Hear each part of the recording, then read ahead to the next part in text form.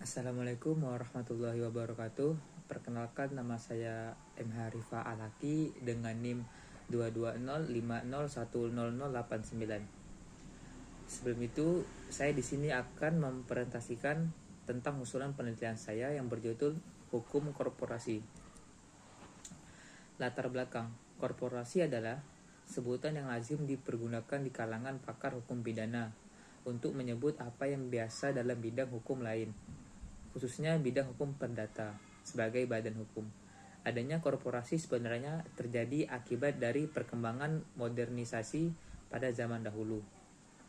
Masyarakat primitif atau tradisional tidak dikenal badan hukum atau korporasi. Segala aktivitas ataupun kegiatan hanya dijalankan secara individu atau perorangan. Pembatasan masalah. Supaya kajian tersebut tidak meluas, maka dalam penelitian ini hanya membatasi pada penegakan hukum pidana terhadap korporasi dalam tindak pidana korupsi di Provinsi Kepulauan Riau. Perumusan masalah. Terdapat dua rumusan masalah.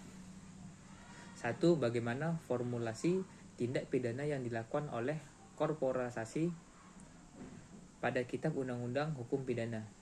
Dua, faktor apa yang menyebabkan terjadinya kesulitan penegakan hukum pada Kitab Undang-Undang Hukum Pidana di Indonesia.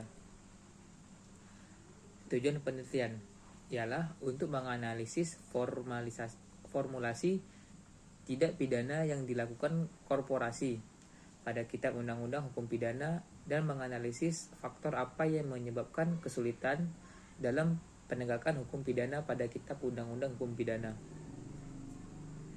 Kerangka konsepsional. Perkembangan ekonomi dalam bentuk pelaksanaan bisnis seperti produksi, distribusi, maupun pemasaran barang dan jasa seringkali disalahgunakan untuk mendapatkan keuntungan yang sebesar-besarnya. Akibat perilaku tersebut ialah beberapa pihak dirugikan, seperti masyarakat konsumen pada umumnya, perusahaan lain dalam bentuk persaingan tidak sehat, maupun negara dalam bentuk pajak yang tidak dibayar. Sifat penelitian. Penelitian ini merupakan penelitian deskriptif.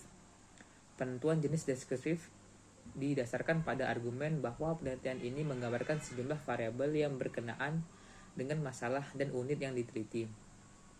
Atau dengan kata lain, penelitian ini hanya terbatas pada penggambaran satu atau lebih gejala tanpa perlu mengkaitkan gejala-gejala tersebut dalam suatu penjelasan kausal.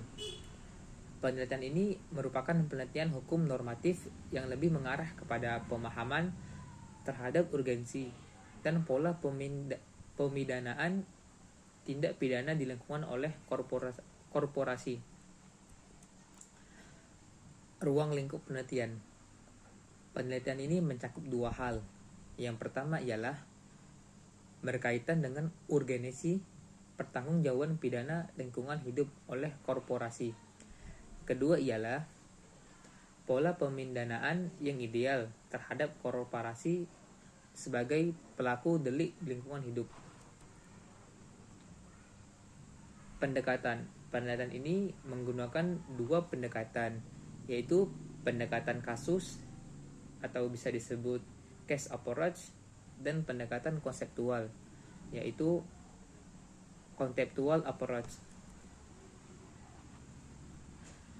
Jenis dan sumber data. Bahan utama penelitian ini adalah bahan kepustakaan yang terdiri dari bahan hukum primer, bahan hukum sekunder, dan bahan hukum tersier. Metode pengumpulan data. Ada dua macam metode atau teknik pengumpulan data yang dilakukan dalam penelitian ini.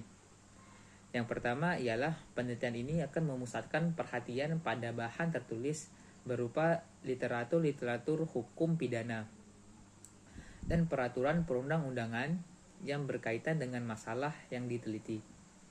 Di samping itu juga akan dianalisis pendapat para pakar di dalam media jejaring sosial, seperti jurnal-jurnal maupun hasil pertemuan ilmiah. Sekian dari saya, lebih dan kurangnya saya mohon maaf. Assalamualaikum warahmatullahi wabarakatuh.